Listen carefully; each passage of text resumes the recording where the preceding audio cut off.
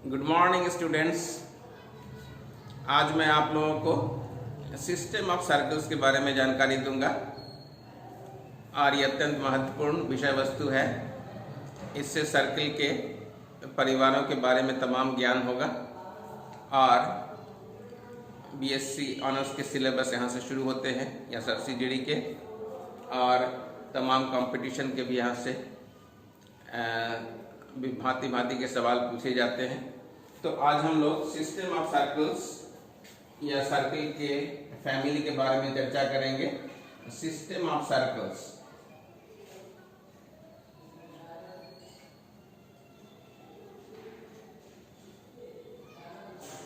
इसको हम family of circles के नाम से भी जानते हैं। तो हम लोग सबसे पहले थोड़ा मूलभूत आधारभूत संरचना डाल लें, खींच लें कि सिस्टम ऑफ सर्कल क्यों पैदा होता है, किस परिस्थिति में सिस्टम ऑफ सर्कल्स का निर्माण होता है। अर्थात सर्कल्स का एक समुदाय या सर्कल का एक निकाय या सर्कल का एक परिवार समूह बनता है, हम लोग जानने का प्रयास करेंगे। स्टूडेंट्स, आप जानते हैं कि सर्कल का जनरल इक्वेशन हम लोगों ने जाना है पहले ही, पूर्व में आप जानते हैं x square plus y square plus 2bx plus 2fy plus c is equal to 0। इसमें g, f और c ये तीन आर्बिट्ररी कांस्टेंट होते थे। इसको हम लोग तत्काल तीन अननोन्स कहेंगे और तीन अननोन्स को फाइंड करने के लिए हमारे पास तीन कंडीशंस होते थे और ये तीन कंडीशन तमाम रूपों में होता था, या तो तीन पॉइंट के रूप में होता था। तीन point suppose x1 y1, x2 y2 और x3 y3। तो तीन नॉन कोलिनियर पॉइंट से हमेशा एक सर्कल पास कर सकता था और इसके बारे में ज्ञान था कि ऐसा सर्कल हम निकाल सकते थे। तो ऐसा हम लोगों ने जान लिया था कि तीन नॉन कोलिनियर पॉइंट से हमेशा एक सर्कल पास कर सकता है और तीन अननोन को हल करने के लिए तीन कंडीशन आवश्यक थे और ये तीन कंडीशन तीन पॉइंट के रूप में होते थे। लेकिन काश अगर तीन पॉइंट के बजाय अगर दो ही पॉइंट अगर दिया रहे तो क्या इससे सर्कल की पैदाइश हो सकती है? बेशक दो पॉइंट से सर्कल पास कर सकते हैं, बल्कि एक दो नहीं वैसे अनंत सर्कल पास करेंगे। अगर दो पॉइंट से सर्कल्स को गुजारने हैं तो हमारे पास एक दो नहीं बल्कि अनंत ऐसे सर्कल्स का रास्ता खुलेगा। ऐसा हम जानने का प्रयास करेंगे। ये अलजेब्रा के इस छोटे से तथ्य पर आधारित है कि हमारे पास इक्वेशन की संख्या कम है और वेरिएबल्स की संख्या ज्यादा है। सपोज हमारे पास x plus y is equal to 2 है, इक्वेशन एक ही है लेकिन वेरिएबल्स दो है। तो अब शर्तिया जानेंगे इसके पास अनंत सॉल्यूशन होंगे। फॉर एग्जांपल इसका एक सॉल्यूशन 1 1 भी होगा, इसका एक सॉल्यूशन 2 0 भी होगा, इसका एक सॉल्यूशन 0 2 भी होगा, क्योंकि यहाँ पर y x पर आश्रित हो गया। इसका मतलब यहाँ पर x और y यूनिकली नहीं फाइंड होंगे, there will be infinitely many such solutions. Infinitely many solution परिवार में कब आता है? जब वेरिएबल्स की संख्या नंबर ऑफ इक्वेशन से एक्सीड कर जाए। इन नॉर्मल केस में ऐसे ही होते हैं। तो अगर अननोन तीन है लेकिन इक्वेशन अगर दो ही है, जैसे x1 y1 और x2 y2, आपके पास one parameter family of solution मिलेगा और पैरामीटर के रूप में आपको सॉल्यूशन मिलेगा। जैसे यहाँ x को अगर लूज के सेट कर दे तो k का आर्बिट्ररी वैल्यूज आप डालते रहेंगे तो y के वैल्यूज भी आते रहेंगे। तो इसका एक सॉल्यूशन, सिंथेटिक सॉल्यूशन ऐसा हम लोग लिख सकते हैं कि x is set to 2 rather x is set to k then y is 2 minus k, ऐसा हम लोग लिख सकते हैं। और k यहाँ पर फ्री है to take any k is free to take any real value। आपके पास ऐसे अनंत सॉल्यूशन हो जाएंगे। k का वैल्यू 1 रखेंगे तो 1 1 एक सॉल्यूशन होगा, k के जगह 0 रखेंगे तो 0 2 एक सॉल्यूशन होगा। इस तरह से आप बदल के अनंत मानों को प्राप्त कर सकते हैं। ठीक यहाँ भी वही व्यवस्था है, आपके पास अनंत सर्कल की पैदाइश अनंत सॉल्यूशन के चलते होगी। यहाँ पर हम लोग जानने का प्रयास करेंगे। तो सबसे पहला आर्टिकल हमारा होगा कि equation two the family of circles, equation two the family of circles यानी सर्किल का एक परिवार हम लोग को निकालना है। Equation two the family of circles passing through the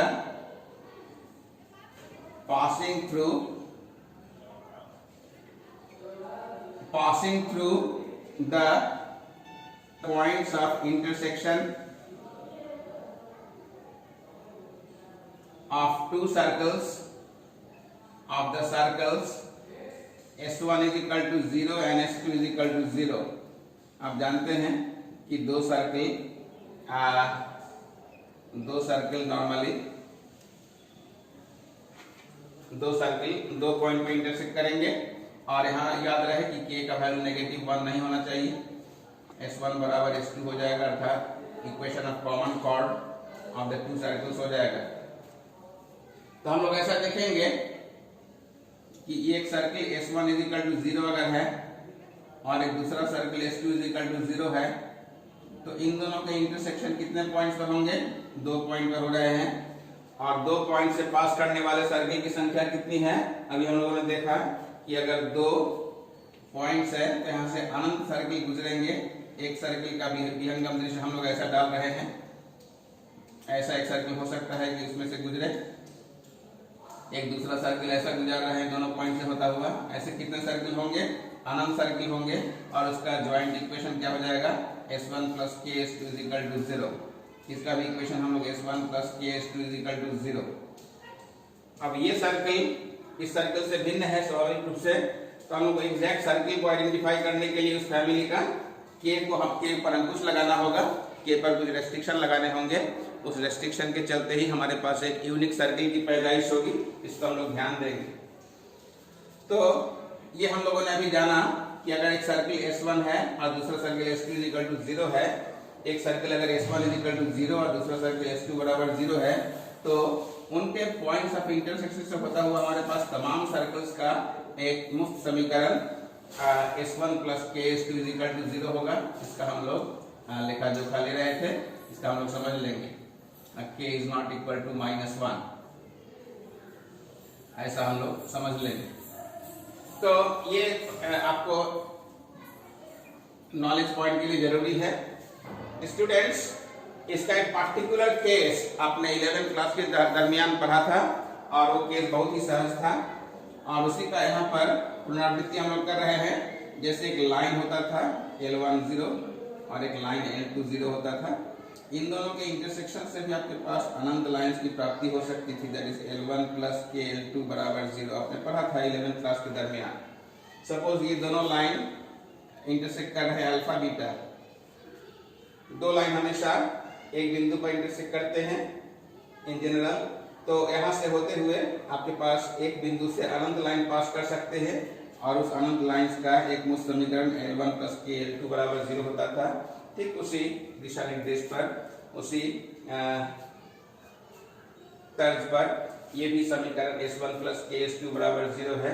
इसको प्रूफ करना बहुत सहज आसान है। इस अवस्था में जैसे आपने प्रूफ किया था, यहाँ भी उसी तरह से इसका प्रूफ का संपादन होगा। कुछ सिचुएशंस सवाल के तहत देखेंगे जिसमें हम लोगों को कोई अगर खास सर्किल चाहिए उस परिवार का, तो सर्किल को हम लोग आइसोलेट कर सकते हैं, लोकेट कर सकते हैं, यूनिटी फाइंड कर सकते हैं। एक दूसरा आर्टिकल हम लोग इसी से जुड़ा हुआ लिखेंगे, वो लिखा जाए, लिखेंगे equation two the family of circles, equation two the family of circles, equation two the family of circles passing through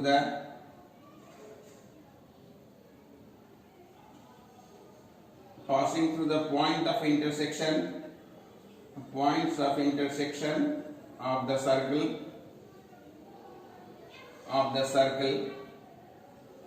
S is equal to 0 and the line L is equal to 0। S plus lambda L या के L बराबर 0 कर दें, जब lambda एक non zero parameter है। आप याद रखें कि पिछला केस दो सर्किल के इंटरसेक्शन से तमाम सर्किल निकल रहे थे।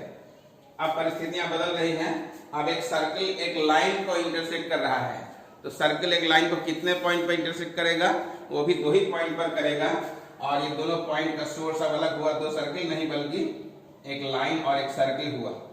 अब उसके दो पॉइंट ऑफ इंटरसेक्शन से भी अनंत सर्कल्स पास करेंगे, जैसा अभी हम लोगों ने तुरंत चर्चा में जैसा भी हम लोग तुरंत चर्चा किया, ठीक उसी प्रकार से यहाँ भी वही परिस्थिति बनेगी। इसको हम लोग ऊपर में एक्सप्लेन कर रहे हैं।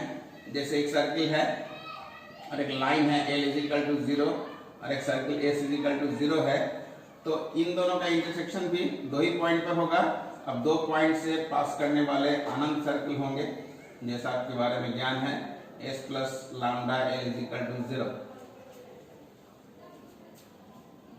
ये भी एक सर्किल का ही इक्वेशन होगा। जैसे सर्किल का इक्वेशन आप जानते हैं, suppose x² + y² + 2gx + 2fy + c = 0 है, और एक लाइन है सपोज ax + by + k = 0। तो यहाँ से s + लैम्डा के s + लैम्डा = 0 निकालेंगे। कौन सा इक्वेशन आएगा स्टूडेंट्स? आप देख रहे होंगे यहाँ पर lambda times ax + by + k = 0 होगा। अब यहाँ लैम्डा एक पैरामीटर है, आर्बिट्रेरी कांस्टेंट है, where lambda is some undetermined constant. Lambda is some undetermined constant, यानी पैरामीटर है। Where lambda is some undetermined constant. ये लैम्डा अगर यूनिक सर्कल निकालना है, यहाँ से किसी खास सर्कल को हम लोगों को निकालना है, तो एक एडिशनल कंडीशन होना चाहिए। वो कंडीशन के जरिए लैम्डा निकल जाएगा।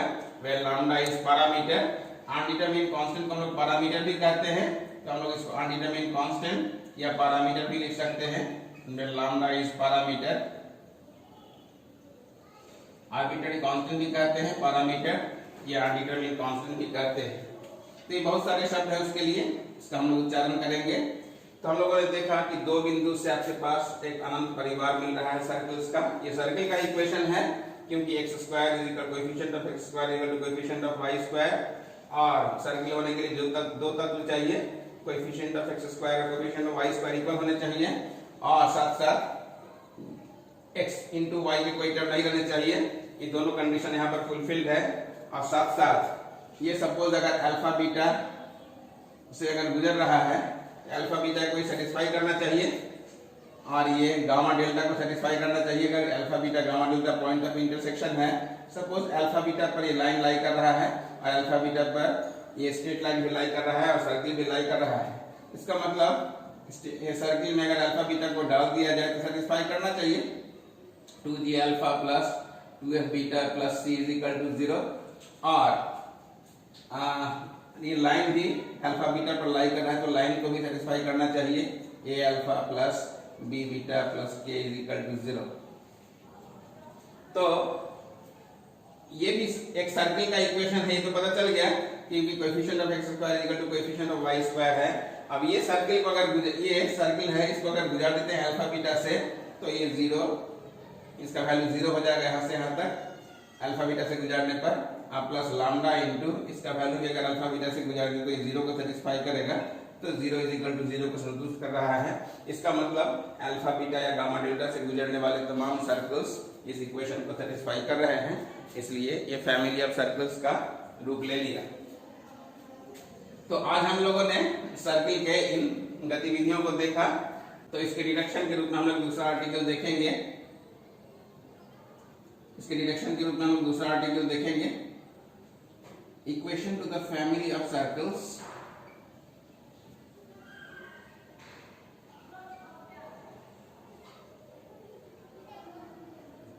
passing through 2 points, passing through just 2 points, x1 y1 and x2 y2, x1 y1 and x2 y2। हम लोग जानते हैं कि 2 पॉइंट से अनंत सर्किल गुजर सकते हैं, अर्थात सर्कल्स का एक परिवार मिलेगा।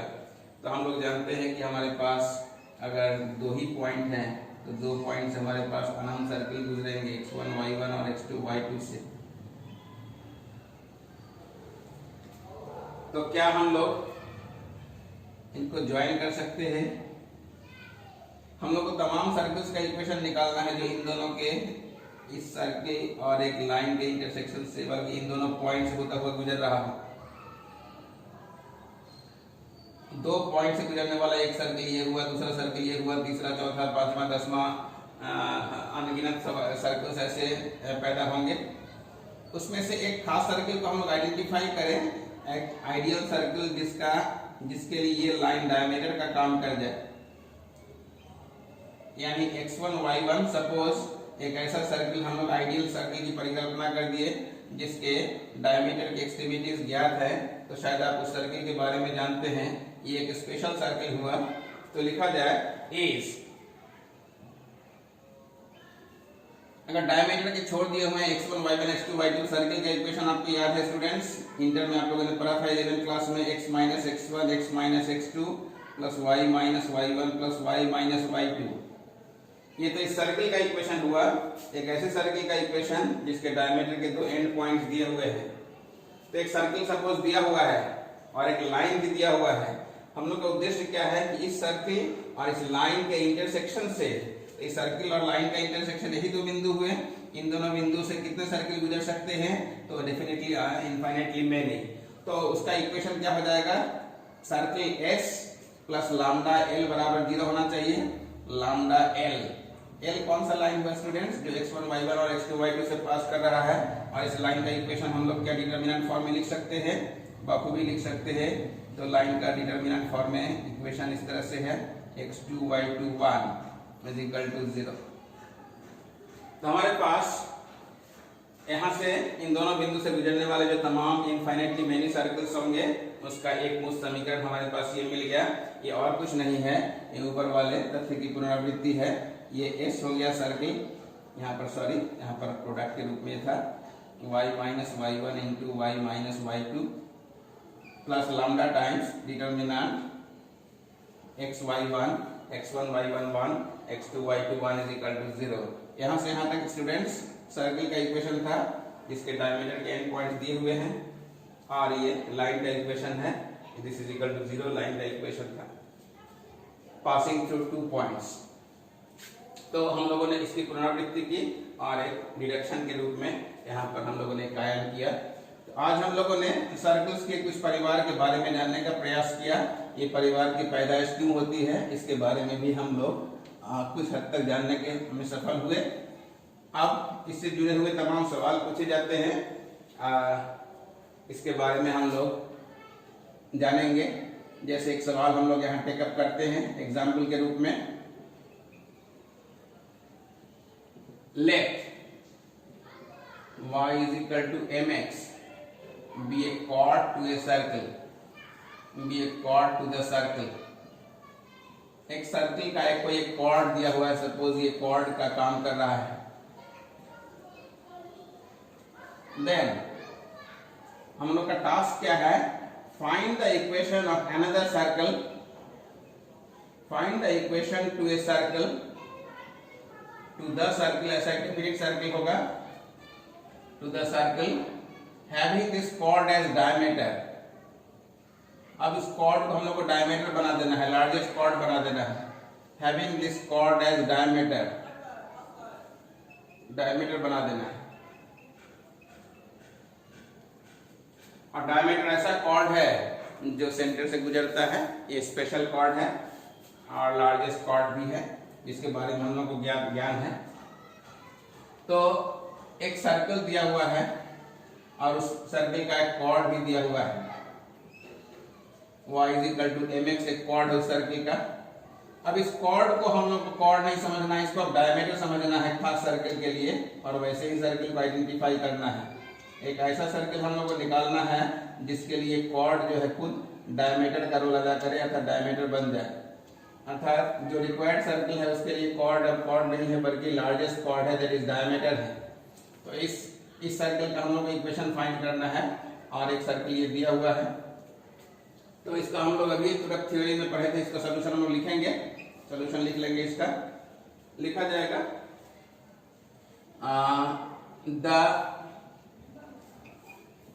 the equation to the required circle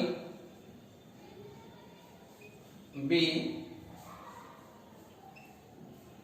x square plus lambda times क्या हो जाएगा ये सर्किल का इक्वेशन हुआ s plus lambda times l, l कौन सा हुआ chord, that is y minus mx is equal to 0।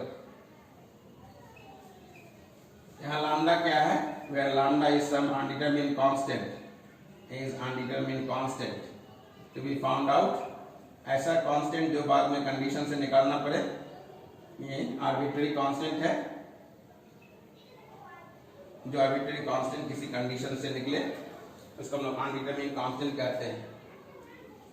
तो इसको हम लोग व्यवस्थित करके लिखने पर x square plus y square, इसको हम लोग स्टूडेंट्स 2a प्लस शायद लैम्डा m टाइम्स x लिख सकते हैं और plus lambda y is equal to 0। ये पूर्णतः सर्किल का एक इक्वेशन के रूप में दिख रहा है। तो इसका सेंटर कितना हो जाएगा, अब इसके कोऑर्डिनेट्स माइनस जी और माइनस एफ है और ये इसके सेंटर हो गए।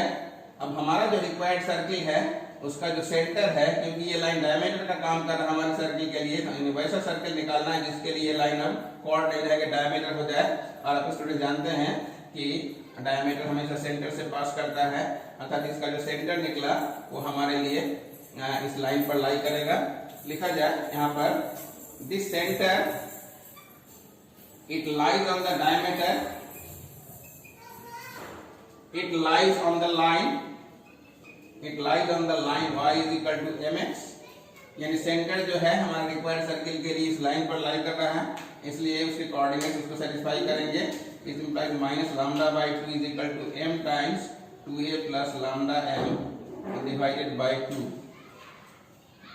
ये y कोऑर्डिनेट यानी y is equal to m into x है और x कोऑर्डिनेट को हमने इतना डाल दिया, 2 कैंसिल आउट हो गया। यहाँ से लैम्डा को हम लोग कलेक्ट कर लें साइड वाइज चेंज करके, तो 1 plus m square lambda is equal to हो जाएगा शायद minus 2am।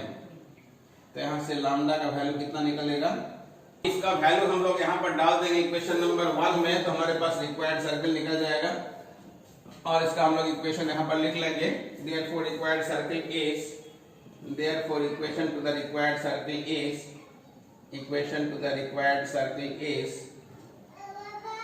required circle is, हम लोग का जो सर्किल प्राप्त करना था वो प्राप्त हो गया, लैम्डा के खास मान के लिए वैसा सर्किल आया, is by 1 x square plus y square minus 2x और लैम्डा का वैल्यू हम लोगों ने कितना डाल दिया, 2am minus 2am over 1 plus m square y minus mx is equal to 0।